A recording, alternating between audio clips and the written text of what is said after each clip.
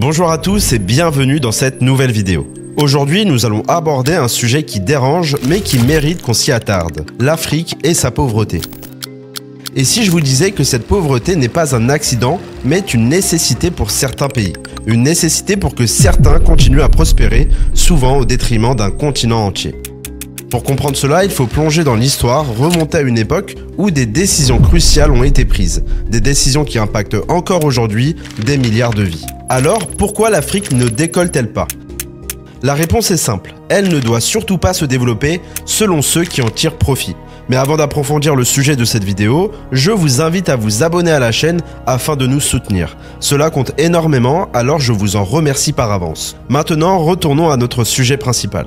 L'idée peut choquer, mais elle est bien réelle. Depuis des siècles, les puissances étrangères ont bâti leur prospérité sur la pauvreté de l'Afrique. Et ce n'est pas le fruit du hasard, mais d'un plan mûrement réfléchi. Pour comprendre cela, revenons en 1884 à Berlin. C'est là qu'a eu lieu une réunion historique, la conférence de Berlin, où 14 puissances européennes se sont rassemblées.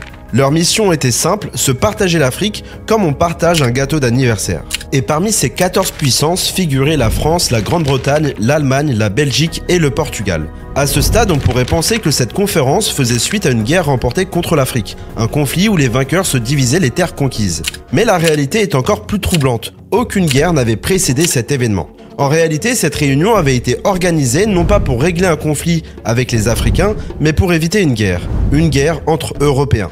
La compétition féroce pour les richesses africaines devenait incontrôlable, et ces nations ont décidé qu'il valait mieux s'entendre avant que leurs ambitions ne dégénèrent. L'ironie, pendant que l'Europe jouait à la diplomatie, l'Afrique, elle, n'avait pas son mot à dire. Aucun Africain n'avait été invité à cette table où son avenir allait pourtant être décidé. Ce jour-là, l'Afrique est devenue le dindon de la farce, divisée, exploitée et maintenue dans une pauvreté qui profite encore à d'autres aujourd'hui. Ces hommes, en costume impeccable, traçaient des frontières sur des cartes à la règle, divisant des territoires qu'ils ne connaissaient même pas. Mais cette conférence n'était pas qu'une affaire de frontières, c'était une stratégie. Il fallait que l'Afrique reste un simple fournisseur de matières premières et non une puissante concurrente. L'or, les diamants, le caoutchouc, le cacao, toutes ces richesses devaient enrichir l'Europe et non pas l'Afrique. Ce modèle a permis aux puissances européennes de prospérer tout en maintenant l'Afrique dans une position de dépendance. Mais ce découpage arbitraire et ce pillage systématique ont des conséquences immenses. Non seulement les frontières tracées à Berlin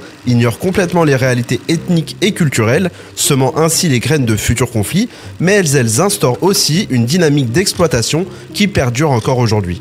Et aux portes du XXe siècle, cette logique d'exploitation atteint son apogée. Très vite, la Première Guerre mondiale éclate, et l'Europe, dans sa quête de domination, s'appuie sur l'Afrique comme jamais auparavant.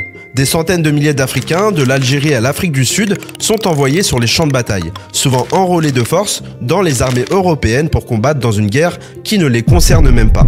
Leurs vies sont sacrifiées, tout comme les ressources de leur continent, pour financer la machine de guerre européenne. Et malgré ces sacrifices, rien ne change. Les colonisateurs continuent de puiser sans relâche dans les richesses africaines, sans se soucier de la souffrance des populations locales. Et lorsque la guerre se termine, l'Europe, bien que dévastée, parvient à se relever grâce aux ressources pillées en Afrique. Le cuivre du Congo, l'or d'Afrique du Sud, le cacao de Côte d'Ivoire ou encore le pétrole du Nigeria. Toutes ces richesses financent la reconstruction des nations européennes en ruine, tandis que l'Afrique, elle, reste engluée dans la pauvreté et marquée par les cicatrices profondes laissées par des siècles de domination. Et l'histoire ne s'arrête pas là. La Seconde Guerre mondiale, encore plus dévastatrice, va renforcer cette dynamique. L'Europe, une fois de plus en ruine, se tourne instinctivement vers l'Afrique pour se relever. Les ressources du continent sont extraites à un rythme effréné et les Africains, encore et toujours, sont contraints de contribuer à l'effort de guerre. Leurs terres, leur travail et leur vie sont réquisitionnés pour restaurer un empire colonial qui les a déjà saignés à blanc. Et pendant ce temps, l'Afrique reste spectatrice, impuissante de son propre dépouillement. Ces richesses financent la renaissance de l'Europe, mais elle-même est abandonnée à la pauvreté et au chaos, des séquelles laissées par des décennies de colonisation. Mais alors, pourquoi garder l'Afrique pauvre ? Tout simplement parce que cette pauvreté est le moteur d'une machine économique qui profite à d'autres. Une machine enclenchée en 1884 et qui, d'une certaine manière, continue de tourner encore aujourd'hui. Cependant, après des décennies d'exploitation, l'Afrique commence à se révolter. En 1945, quelque chose change. L'Afrique, affaiblie mais déterminée, ne veut plus rester un simple fournisseur passif de richesses. Petit à petit, les pays africains se lèvent, négocient ou parfois se battent pour récupérer leur liberté et surtout leur dignité. C'est un combat inégal, mais avec une Europe épuisée par 2 guerres mondiales, la balance commence enfin à pencher en faveur des nations africaines. Et au fur et à mesure que les pays africains retrouvent leur indépendance, les ressources qui alimentaient autrefois les économies européennes commencent à leur échapper. Les diamants, le bois précieux ou encore l'ivoire, ces trésors qui soutenaient les anciennes puissances coloniales, ne sont plus à leur disposition. C'est un véritable cauchemar pour les colonisateurs, eux qui avaient payé des salaires de misère aux Africains pour récolter ces richesses, à peine au-delà de l'esclavage. Se retrouvent maintenant confrontés à des nations nouvellement indépendantes qui exigent un prix juste pour ce qu'elles offrent. Mais l'audace de ces nations africaines qui réclament des fonds pour leur propre développement, l'éducation, la santé, les infrastructures, semble presque inconcevable pour les anciens colonisateurs. Et d'un coup, l'Europe se retrouve face à un dilemme de taille. Elle dépendait des ressources africaines pour se reconstruire après les ravages de 2 guerres mondiales, mais vous l'aurez compris, elle ne voulait en aucun cas payer pour ses richesses. Alors un plan plus subtil se dessine. Maintenir l'exploitation des ressources tout en donnant l'apparence de l'indépendance aux nations africaines. La solution ? Créer de la dette. Pas une dette qui pourrait aider l'Afrique, mais une dette qui serait impossible à rembourser. Un comble pour des terres riches des plus grandes ressources naturelles au monde. Alors, comment se fait-il que l'Afrique, riche de ses ressources naturelles, demeure l'un des continents les plus pauvres au monde? Comment expliquer qu'une grande partie de sa population vive avec moins de 1,25 $ par jour, en dessous du seuil de pauvreté absolue? Le problème de l'Afrique à cette époque réside dans le fait qu'elle était certes riche en ressources naturelles, mais manquait des moyens financiers nécessaires pour les exploiter. Et c'est là qu'intervient l'Europe, avec une idée habilement déguisée: les prêts internationaux. Et la réponse à la question de la pauvreté réside en grande partie dans l'architecture économique mondiale, et plus précisément dans le rôle des institutions financières internationales comme le FMI et la Banque mondiale. Créées en 1944 lors de la conférence de Bretton Woods, ces institutions avaient pour objectif de stabiliser l'économie mondiale après la Seconde Guerre mondiale et de reconstruire l'Europe. Le FMI avait pour mission de réguler le commerce mondial et de fournir des prêts aux pays en difficulté, tandis que la Banque mondiale se concentrait sur les prêts pour la reconstruction des pays européens et du Japon. Initialement, ces institutions étaient principalement orientées vers l'aide aux pays européens et asiatiques. Et l'Afrique, encore sous domination coloniale, n'était pas une priorité pour les puissances qui en assuraient l'administration. Le FMI et la Banque mondiale ont donc vu dans l'Afrique nouvellement indépendante un terrain encore plus fertile pour une nouvelle forme de domination économique, encore et toujours celle de la dette. Imaginez maintenant un jeune pays africain dans les années 1980, fraîchement indépendant après des décennies de colonisation et de pillage. Le sol est riche, les ressources naturelles abondent, l'or, le pétrole, le cacao et des minerais précieux, tout semble s'améliorer, n'est-ce pas? Mais où sont les infrastructures? Elles sont quasi inexistantes. Les routes sont en piteux état, les écoles sont rares et les hôpitaux, s'ils existent, sont démunis. La population est épuisée, la majorité vit dans la pauvreté, frappée par des années d'exploitation et de guerres qui n'étaient pas les siennes. Ce pays rêve de se relever, de reconstruire son avenir, mais pour cela il a besoin d'aide. Des fonds pour éduquer, soigner et faire décoller son économie grâce aux infrastructures nécessaires à l'extraction de ses ressources. Et un jour, une promesse arrive. Le FMI et la Banque mondiale se présentent comme des sauveurs, des partenaires prêts à investir dans l'avenir de cette nation. Ils offrent un prêt colossal, disons 1 milliard de dollars. Un montant qui semble suffisant pour redresser l'économie, bâtir des routes, des écoles et même offrir des emplois. C'est la chance rêvée. Enfin, ce pays va pouvoir sortir de l'ombre de son passé colonial. Avec cet argent, il pourrait transformer ses ressources naturelles en une véritable richesse pour son peuple. Ce plan semble parfait, n'est-ce pas? Mais tout n'est pas aussi simple qu'il n'y paraît. L'accord signé avec le FMI arrive avec des conditions sévères. Un taux d'intérêt de 8%, des réformes économiques imposées et une série de mesures qui restreignent la souveraineté économique du pays. Les petits caractères du contrat sont vite mis de côté, jugés trop complexes pour être pris au sérieux. Le rêve est trop beau et l'espoir d'un avenir meilleur est trop fort pour ne pas y croire. Alors les dirigeants signent, l'argent entre dans les caisses de l'État, les projets de développement commencent et la population commence à rêver d'un futur radieux. Mais très vite, la réalité frappe. Les taux d'intérêt s'accumulent et les remboursements deviennent de plus en plus lourds. Une partie des fonds prêtés n'a même pas été utilisée pour le développement, mais pour rembourser les créanciers internationaux. Au fil des années, les richesses naturelles du pays, pétrole, cacao, minerais, sont exploitées à grande échelle.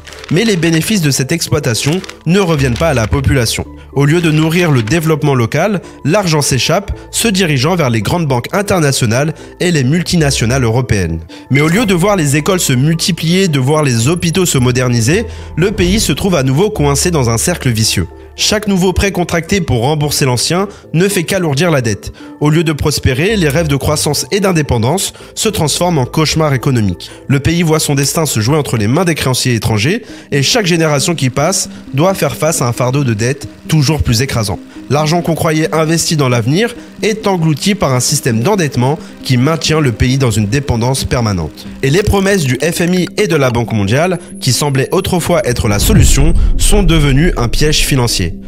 Au fil du temps, le pays perd une part importante de sa souveraineté économique, soumis à des intérêts croissants et des conditions de remboursement de plus en plus draconiennes. Ce qui semblait être une bouée de sauvetage s'est transformé en un ancrage, et l'espoir de liberté économique s'est peu à peu éteint, étouffé par la dette. Puis le FMI, dans sa bienveillance, offre son aide, mais pas gratuitement. Il envoie des conseillers et des consultants pour gérer les fonds judicieusement. Ces conseillers ne viennent pas seulement pour guider, leur rôle est d'implanter ce que l'on appelle des réformes structurelles. Ces réformes vont modifier en profondeur la manière dont l'économie fonctionne. En réalité, elles permettent au FMI de prendre le contrôle de la politique économique du pays. Les conditions sont claires, il faut augmenter les exportations, souvent au détriment de la consommation intérieure. Une solution qui empêche de développer un marché local solide. Et les conditions sont claires. Il faut augmenter les exportations, souvent au détriment de la consommation intérieure. Une solution qui empêche de développer un marché local solide. Et pendant ce temps, vous êtes toujours endetté. Les entreprises occidentales payent des taxes insuffisantes, vous laissant sans fonds pour travailler. Vous êtes obligé de prendre un autre prêt, cette fois avec des conditions encore plus strictes. Le FMI exige des taxes plus élevées sur vos citoyens et des réductions des dépenses gouvernementales sur les programmes sociaux. Votre peuple s'appauvrit et votre dette gonfle, atteignant près de 2 milliards de dollars. Et donc l'emprise du FMI se resserre. Votre monnaie se dévalue, exacerbant le fardeau de la dette. Les taxes sont collectées en monnaie locale, mais les prêts sont en dollars, ce qui signifie que vous avez besoin de plus de monnaie locale pour effectuer les paiements d'intérêt. C'est comme si votre prêt d'1 milliard de dollars avait soudainement augmenté à 1,5 milliard de dollars, d'un claquement de doigts. Et avec la plupart de vos populations gagnant des salaires dérisoires des entreprises occidentales, vous touchez le fond. Et lorsque le prochain paiement est dû, vous êtes fauché. Vous retournez au FMI pour un autre prêt, perpétuant le cycle. Le FMI gagne plus de contrôle et votre dette continue de monter. Ce scénario n'est pas unique à 1 ou 2 pays africains, c'est un problème répandu. Aujourd'hui, seuls 3 pays africains n'ont jamais pris de prêt du FMI. Le Botswana, l'Érythrée et la Libye. Et nous savons tous ce qui est arrivé à la Libye. Et dans chacun des 52 pays africains qui ont emprunté au FMI, la dette a maintenu les gens dans la pauvreté, tandis que les ressources affluent vers l'Occident. Et prenons la République démocratique du Congo pour exemple. Malgré une estimation de 24 000 milliards de dollars de minéraux inexploités, le Congolais moyen gagne seulement 1,50 $ par jour, avec un revenu annuel moyen de 450 $. En revanche, l'Arabie Saoudite, avec seulement 2500 milliards de dollars de ressources inexploitées, affiche un revenu annuel moyen de 32 000 $. Bien évidemment, la Banque mondiale attribue la pauvreté de la RDC au conflit, à l'instabilité politique et au régime autoritaire, impliquant que les luttes du pays sont auto-infligées.